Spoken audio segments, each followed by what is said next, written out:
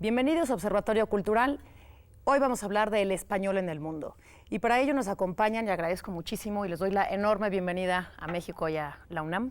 Primero, Andrés Ordóñez, el director de la UNAM de España, bienvenido, literato. Muchas gracias. Y buen lector, buen escritor. Muchas gracias, Nelly. Bienvenido. José María Martínez, bienvenido, el jefe de gabinete del Instituto Cervantes. Y su director también nos acompaña, Luis García Montero, el director del Instituto Cervantes. Bienvenidos a todos. Muchas gracias. Me gustaría empezar con la pregunta más elemental de todos, que es, ¿cómo es que el español o la lengua española es un patrimonio cultural? Ese patrimonio cultural tiene usuarios, que son los hablantes, y tiene también instancias que lo norman. ¿Cómo funciona eso, Luis? Pues mira, a estas alturas somos casi 600 millones de hablantes de español en el mundo. 600 millones. 600 millones de hablantes, y eso es un patrimonio común muy importante. Una lengua no es simplemente un vocabulario. Una lengua es una relación con el mundo, con la memoria, con la tradición. Las palabras nos huelen, como nos huele la naturaleza, como nos huele la vida, el cuerpo. Claro. Y la verdad es que nosotros nacemos en un idioma. Nuestra lengua materna es donde aprendemos a entrar en sociedad. A nombrar al mundo. Es donde aprendemos a decirle a una madre, tengo frío, abrígame, o a decir, soy hombre, soy mujer, te quiero. Nuestros sueños, nuestras ilusiones tienen que ver con nuestra lengua, es mucho más que un vocabulario, y en ese sentido defender una comunidad, consolidar una comunidad formada por 600 millones de hablantes es importantísimo.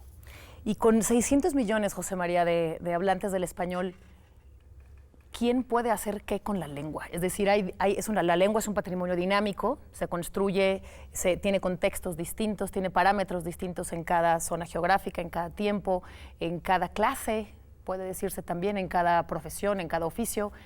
¿Quién lo norma? ¿De quién tiene la autoridad para decidir sobre cómo se habla el español? La gente. Todos tenemos autoridad para decidir cómo se habla español y cómo lo hablamos de forma correcta, es decir, de la forma más eficaz posible desde el punto de vista de la comunicación, porque la lengua básicamente es un instrumento de comunicación. Entonces, por un lado, tenemos una herencia cultural, una herencia social, una herencia de las palabras que heredamos, valga la redundancia, de nuestros antepasados, y que nosotros cambiamos. Cambiamos entre todos, no podemos cambiarla por caprichos, porque la lengua tiene además sus reglas, y esas son las reglas gramaticales que detestamos cuando somos niños, pero que quizá nos damos cuenta de la importancia que tienen cuando intentamos utilizar la lengua de forma correcta, que ya digo, eso siempre significa de la forma más eficaz posible desde el punto de vista de la comunicación. A partir de ahí tenemos las academias de la lengua, que recogen precisamente lo que los hablantes hacemos y que, digamos, que lo santifican, que ellos dicen, de acuerdo, ahora ha cambiado el significado de tal palabra, lo recogemos, con lo cual esto es correcto. Y eso normalmente reúne dos condiciones, una que perdura en el tiempo y dos, ese significado, por ejemplo, de una palabra, y dos, que lo hablan cada vez, lo utilizan cada vez esa palabra con ese significado cada vez más personas, que en el caso del mundo del hispanohablante estamos hablando de cada vez millones de personas. Antes de hablar de cómo se certifica, que esa es una pregunta que después le haré a Andrés, querría preguntarles a cualquiera de los dos que quiera responder, ¿cuál es la relación de esta normatividad y esta construcción institucional en torno a la lengua desde el Instituto Cervantes? ¿Y cómo se relaciona el Instituto Cervantes con las academias, por ejemplo, con la Real Academia Española o otras? En primer lugar, la conciencia que la lengua de todos se hace entre todos. Como ha dicho José María, sí. Son los hablantes quienes van construyendo la lengua, haciendo la lengua, que es una herencia de siglos. Es más que un vocabulario, porque sí, del mismo modo que uno se acuerda de su madre, de sus abuelos, del mismo modo que somos herederos de una gente, también somos herederos de una lengua, ¿no? Y a partir de ahí, pues la lengua se va haciendo entre todos. Lo que es muy importante es saber que el español es una lengua bastante consolidada, que es tan importante como patrimonio porque mantiene mucho la unidad. Y yo creo que eso es un bien que debemos entre todos cuidar. no puede haber un patrimonio. No puede haber, por ejemplo, en una lengua que se habla de manera oficial en 22 países, no puede haber un solo centro que intente imponer normas. Por ejemplo, yo en España recuerdo siempre que somos el 8% de los hablantes de un idioma. El 8% está en España. Bueno, el número de hablantes, el primer país es México, después está Colombia, ya en los Estados Unidos empiezan a disputarse el segundo o el tercer país y el cuarto somos nosotros. En ese sentido, como somos 22 países, que alguien intente fijar las normas no es sensato y además es muy ofensivo para todos los demás. ¿De qué se trata? Pues de crear comunidad, de crear una visión panhispánica. Estamos trabajando con la Asociación de Reales Academias de la Lengua de todos los países, tiene una sigla, se llama ASELE, y lo que hacemos es colaborar con ellas, pero desde la conciencia, de que está muy bien fijar ese patrimonio común para seguir entendiéndonos, porque nos da unidad y nos da una perspectiva frente al mundo, y tal y como está el mundo, está muy bien que los hispanos nos defendamos a nosotros mismos. Y en segundo lugar, pues saber que esa unidad no puede venir de un centro normativo, sino que tiene que estar abierto al diálogo con todos los hablantes y todos los matices de la lengua. O sea, José María, que el Instituto está haciendo y construyendo esta comunidad a la que se refiere Luis, ¿en cuántos países? ¿Y cómo lo hace? Ahora mismo en 44 países y 87 ciudades de esos 44 países, es decir, prácticamente abarca los 5 continentes. El Instituto Cervantes a lo que se dedica fundamentalmente es a la promoción internacional, entendido por internacional fuera de las fronteras del mundo hispánico, la promoción internacional de la lengua española y de la cultura en español, y esto sí que es un rasgo importantísimo porque es peculiar del Cervantes. Hay instituciones similares en Europa, como que yo creo que conoce todo el mundo, como el British Council, el Instituto Goethe, etcétera, etcétera, pero el Instituto Cervantes, pero todas ellas se dedican a difundir la cultura de su país. Por ejemplo, el Instituto Goethe alemán no le preocupa para nada la cultura austriaca o la cultura suiza en lengua alemana. El British Council nos ocupa de la cultura estadounidense, por ejemplo. Canadiense. Claro. El Instituto Cervantes, sin embargo, no, y esto lo tiene claro desde el principio. El Instituto Cervantes atiende por igual a los creadores del mundo hispánico, independientemente de su nacionalidad. Eso es absolutamente secundario. ¿Por qué? Pues por muchas razones. Porque el que estemos todos juntos es lo que nos da fuerza. Pensemos, por ejemplo, que un país como España, si el español se hablara solamente en él, sería como Polonia en Europa, o si el español sería como el polaco, es decir, una lengua de cultura, una lengua de una cierta relevancia, pero una lengua, digamos, menor en el mundo contemporáneo actual, donde solo 3 o 4 lenguas son realmente las decisivas, ¿no? Y entre ellas, afortunadamente, se encuentra el español, porque somos muchos en hablarlo y muchos en crear y soñar en español. Desde fuera, además, nos ven así, es decir, un alemán, un lector alemán de cultura media, lo más probable es que conozca a Pablo Neruda, pero muy probablemente no sepa cuál es su país, pero sí sabrá que es un poeta en español. Y quien dice Pablo Neruda puede ser muchos otros, es decir, que esto precisamente es lo que nos da fuerza, el ir con la cultura en español de la misma forma que el Instituto Cervantes no enseña el español de España, sino que enseña todas las variantes del español. Y por eso tiene profesores de los más diversos países del mundo hispanohablante. De acuerdo, me encantaría volver después al tema de algunas palabras que ustedes consideran que son significativas en relación a su geografía, o palabras que tengan distintas asimilaciones en diferentes lugares y que tengan particularidades que habría que comentar. Pero Andrés, ¿cuál es la relación que tiene la UNAM con el instituto? Todavía no hablaremos del tema de la certificación, porque eso es largo y lo podemos hablar en el segundo bloque, pero ¿cómo es que la UNAM se interesa en el Cervantes? Bueno, mira, la UNAM tiene un proyecto de internacionalización, ¿no? Y dentro de este proyecto, la conciencia de una comunidad panhispánica es fundamental. Nosotros coincidimos plenamente con lo que ha expresado Luis, ¿no?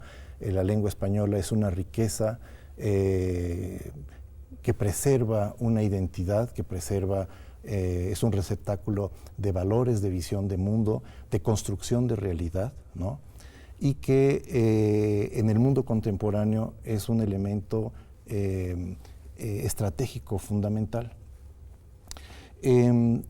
Desafortunadamente, nuestros gobiernos no han caído en la cuenta del valor estratégico que representa la lengua, pero la UNAM sí.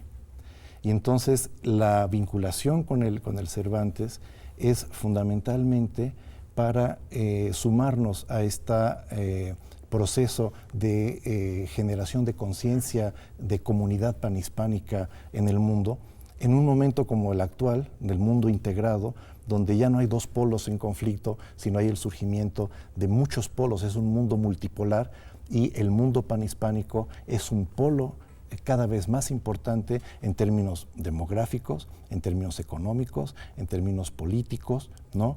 Y el hacer conciencia de este patrimonio común como generador de acuerdos para el tránsito internacional en la globalización nos parece fundamental, ¿no? Entonces, la UNAM, teniendo en cuenta toda esta complejidad, pues decidió cerrar filas con el Instituto Cervantes, y somos verdaderamente socios estratégicos en este esfuerzo. Oye, socios y huéspedes, porque estamos alojados en el Instituto Cervantes, ¿no? En tus oficinas en Madrid. Somos huéspedes del Instituto Cervantes. Como te decía, la UNAM tiene un proyecto de internacionalización. En China, por ejemplo, nuestro centro está alojado en la Universidad de Beijing, en París, en la Sorbona, ¿no? Y en el caso de España es el Cervantes donde nos alojamos. Yo quisiera añadir a lo que ha dicho José María y lo que ha dicho Luis, este esfuerzo de construcción de comunidad panhispánica debe mucho al esfuerzo que durante años han realizado las diversas academias de la lengua de todos nuestros países, ¿no? Es de notar, es de subrayar que la normatividad del español es una normatividad compartida, y que el diccionario de la Academia de la Lengua es el diccionario de la lengua española, ya no solo de la Real Academia, porque en ese diccionario conviven en igualdad de circunstancias los españolismos con los mexicanismos, con los argentinismos, de manera que es un proyecto bellísimo de inclusión en pie de igualdad de esa gran comunidad que somos y que es transatlántica, internacional, interétnica, ¿no? Y que verdaderamente tiene una proyección de futuro en beneficio de todos nosotros fundamental. Nos quedamos ahí en esa palabra que me encantó, la inclusión, y esa intención de incluir del Instituto Cervantes, y volvemos en un segundito. Estamos en Observatorio Cotidiano en la Cultura, no se vaya un segundito y volvemos.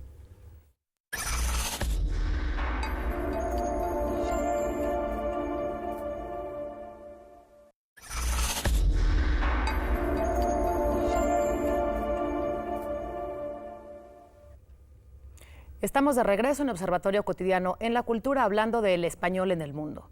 Nos dieron ya un panorama muy amplio de cómo es que es un patrimonio, este patrimonio que es de todos, que es dinámico, y que además hay una serie de instancias como las academias que mencionaste, Andrés, y del Instituto, por supuesto, que norman y observan este panhispanismo, como bien lo han nombrado ustedes. Pero ¿cómo funciona el Instituto Cervantes en cuanto a validar y a certificar y a dar diplomas, digamos, de la lengua española? Bueno, en estos momentos la certificación se ha vuelto un asunto esencial. Por citar solamente los números del Instituto Cervantes, el Instituto tiene ahora mismo aproximadamente 120.000 alumnos de español al año. Sin embargo, tiene más de 180.000 candidatos a los distintos certificados que tiene el Instituto Cervantes. Es decir, la certificación, por lo tanto, es esencial. Estamos en un mundo en el que la gente se mueve continuamente de un lugar a otro, en el que las lenguas se han convertido, o determinadas lenguas, para ser más claros, se han convertido en un factor esencial de movilidad social y de ascensión social. En ese sentido, un profesional puede pasar a trabajar de un país a otro, de una zona lingüística a otra, con gran rapidez. Por lo tanto, necesitamos que quienes trabajamos en el ámbito de las competencias lingüísticas estemos capacitados para seguir ese mundo que se mueve con tanta rapidez. Le pongo un ejemplo concreto. Un ingeniero alemán que quiere venir a trabajar a la fábrica de Volkswagen en México. La fábrica de Volkswagen no va a tener un servicio para controlar la calidad del español, los conocimientos del español de ese arquitecto, y sin embargo lo va a necesitar antes de contratarlo. Bien, pues el SIEL, el Servicio de Evaluación Internacional de la Lengua Española, lo que va a hacer es comprobar cuál es el nivel, el grado de conocimiento de ese ingeniero alemán, y cuando alcance un determinado nivel le dirá a la empresa: sí, ya puede trabajar, ya lo pueden ustedes contratar en México. El SIEL va dirigido fundamentalmente a los profesionales, al mundo laboral, también por supuesto al mundo de la enseñanza, pero lo que hace el SIEL es que acredita con gran rapidez el nivel de conocimiento de un usuario. Y no nos olvidemos, las lenguas, como todo aquello que no practicamos, se olvidan también. Por lo tanto, el SIEL tiene una vigencia de 2-3 años aproximadamente. Después, sino que es un sistema de certificación que pone sobre la mesa ese proyecto común, de construcción común, ¿no? Claro. Porque el SIEL nace con un acuerdo de la UNAM, de la Universidad de Buenos Aires, de la Universidad de Salamanca y del Instituto Cervantes.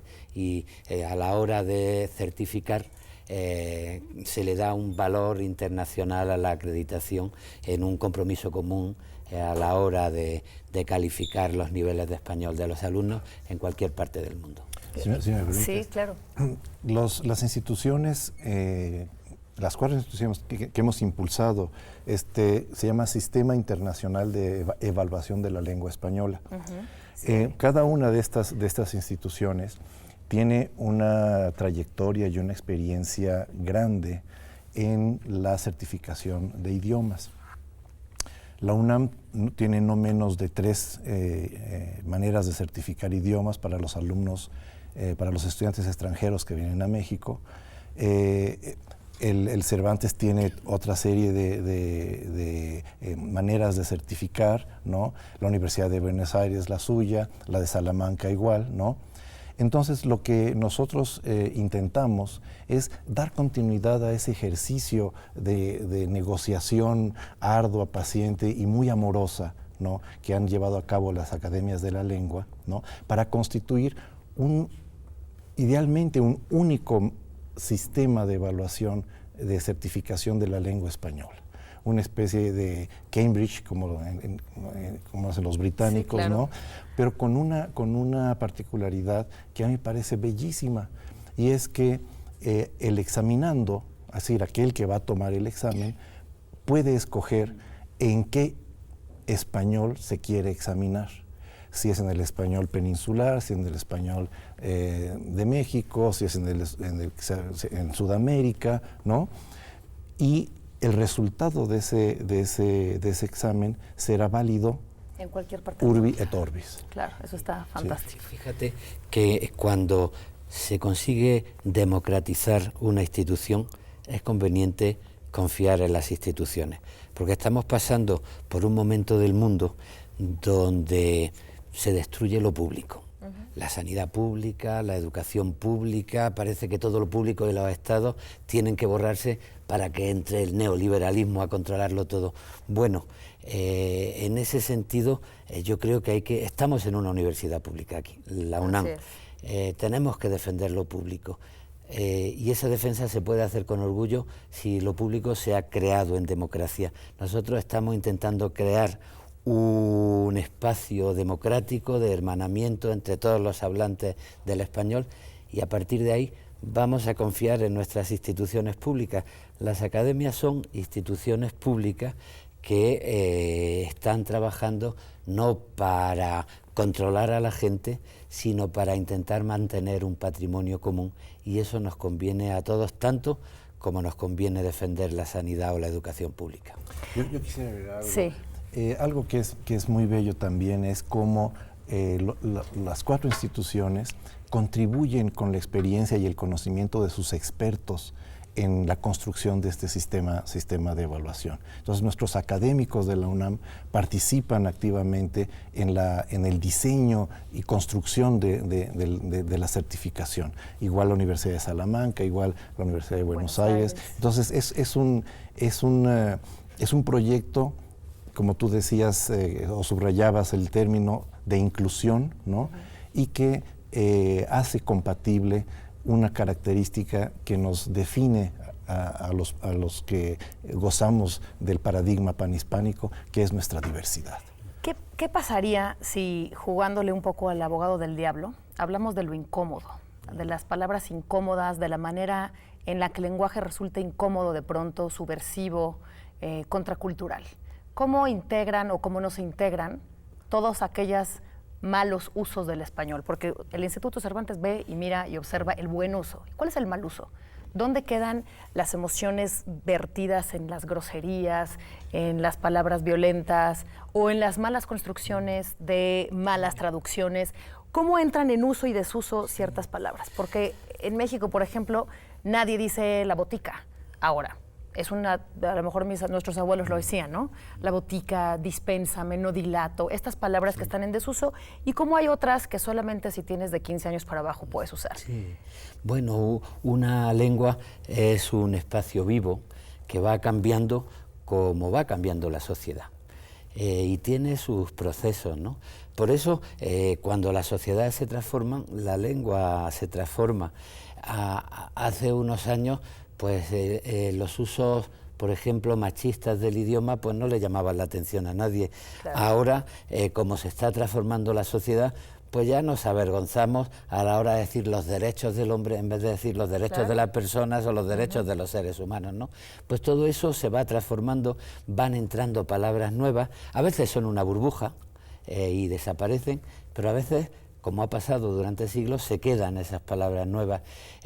Conforme van entrando unas palabras nuevas, van quedando... Que no necesariamente son correctas, es lo que quiero decir. Que no necesariamente son correctas. Como escanear o como promocionar, aperturar, ahora está pero no son correctas hasta que la gente las utiliza y la academia tiene que certificar de que tiene que certificar que se está utilizando esa palabra. Así se han incluido muchas y muchas palabras a lo largo de los siglos en el idioma, ¿no? Porque el idioma es una cosa viva. Y bueno, a mí me gusta, por ejemplo, en televisión cuando aparece un campesino ecuatoriano contando que ha perdido por una helada o por una lluvia una cosecha, con qué riqueza de idioma explica lo que ha ocurrido, ¿no?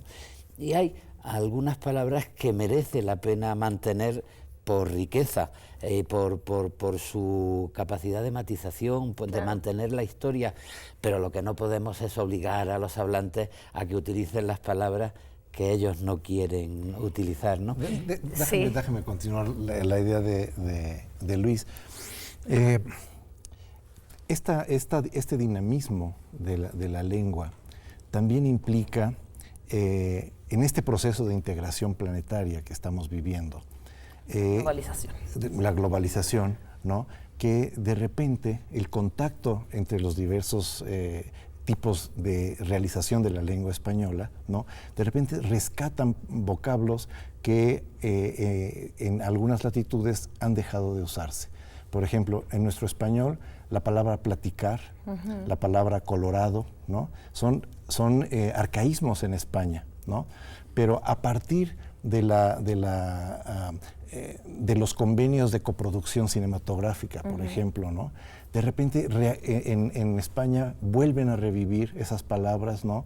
Y nosotros absorbemos otras palabras, otros modismos, ¿no? Que vamos incorporando a nuestra habla cotidiana en ambas latitudes y se va enriqueciendo la lengua, ¿no? Entonces, otra de los elementos importantes de la cooperación de la UNAM con España, pues es la perspectiva de coproducciones en productos audiovisuales que implican este proyecto de lengua, ¿no? Pero en una perspectiva de dinámica y de actualización y mutuo enriquecimiento. Y déjame hacer ahí una pregunta, José María. El Centro Virtual Cervantes. No quiero dejar que se acabe el programa, nos quedan 2 minutos sin que nos menciones cómo el público que se interese puede usar y qué recursos encontrará en el Centro Virtual Cervantes. Pues encontrará algo así como 200.000 páginas de recursos de todo tipo, desde para la traducción hasta para el análisis de muchas de las partes del lenguaje que están en nuestra vida. Por ejemplo, las frases hechas, por ejemplo, los proverbios, cuál es su significado, cuál es su origen. De la misma forma, hay monográficos dedicados a escritores, insisto, siempre escritores en español, no escritores españoles, de cualquier lugar. Hay multitud de información, de proyectos. Al fin y al cabo es una gran masa de cultura que tenemos allí y que está además a cargo de grandes especialistas. Pero a mí me gustaría añadir quizá un colofón a lo que acaban de decir ellos, y es, primero, no hay nada más democrático que la lengua, que el lenguaje, se quiera como se quiera. Y segundo, y esto sí que sería una cautela, la corrupción política comienza siempre por la corrupción del lenguaje. Esto lo explicaba muy bien Octavio Paz. Cada vez que alguien quiere corromper a un pueblo, empieza corrompiendo el lenguaje para engañarlo mediante las palabras. Wow, me encanta. Estamos a punto de terminar. Traes un libro que no quiero de mencionar al auditorio que nos escucha. Tu poesía es fantástica y hay que recomendarla. No tiene que ver con el Instituto Cervantes, pero tiene que ver contigo y quiero subrayar que es un enorme gusto siempre leerte, escucharte, como a veces hacemos quienes vamos a las ferias y te escuchamos leyendo tu poesía. Luis, una palabra para cerrar de volada. ¿Yo? Diversidad. Diversidad, muy bien. Yo, si me permite, más que una palabra, preferiría una frase. El mucho leer y el mucho viajar hacen a los hombres discretos. Miguel de Cervantes en El Persiles. Buenísimo. Pues yo voy a elegir la palabra despertador, porque como poeta me da miedo la palabra amanecer, que en cuanto te descuidas acaba en un himno o en una proclama. La palabra despertador me sirve para recordar el esfuerzo de la gente que se levanta todos los días para vivir, y además es el momento donde comprendemos con quién pasamos la noche, y eso también es importante. Muy importante. Pues muchísimas gracias, felicidades por este esfuerzo entre la UNAM y el Instituto Cervantes.